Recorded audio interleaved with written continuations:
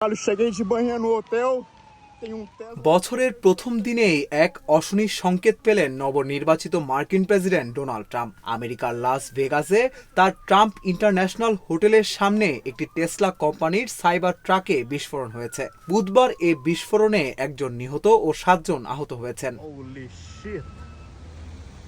বার্তা সংস্থা রয়টার্স বলছে, প্রাথমিকভাবে জানা যাচ্ছে এই সাইবার ট্রাকে বাজি থাকতে পারে। কোনোভাবে গাড়িটিতে আগুন ধরে গেলে সেই বাজি থেকে বিস্ফোরণ হয়। এ ঘটনায় এরই মধ্যে তদন্ত শুরু করেছে এফবিআই। বলা হচ্ছে এটি কোনো সন্ত্রাসী কর্মকাণ্ড।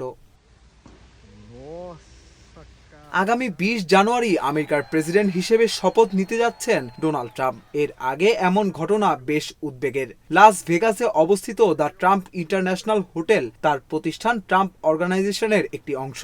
আর এর সামনে বিস্ফোরণ হওয়া গাড়িটি ট্রাম্পের প্রচারে মুখ্য ভূমিকা পালন করা ইলন মাস্কের প্রতিষ্ঠান টেসলার। প্রাথমিকভাবে এই নিয়ে কিছু বলতে চাননি FBI special agent Jeremy শোয়ার্টস।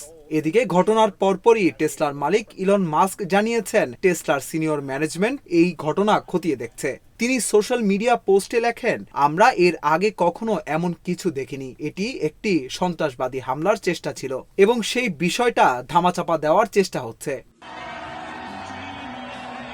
FBI বলছে তারা গাড়ি চালককে শনাক্ত করতে পেরেছে। ওই লোক কলোরাডো থেকে এটি ভাড়া করেছেন।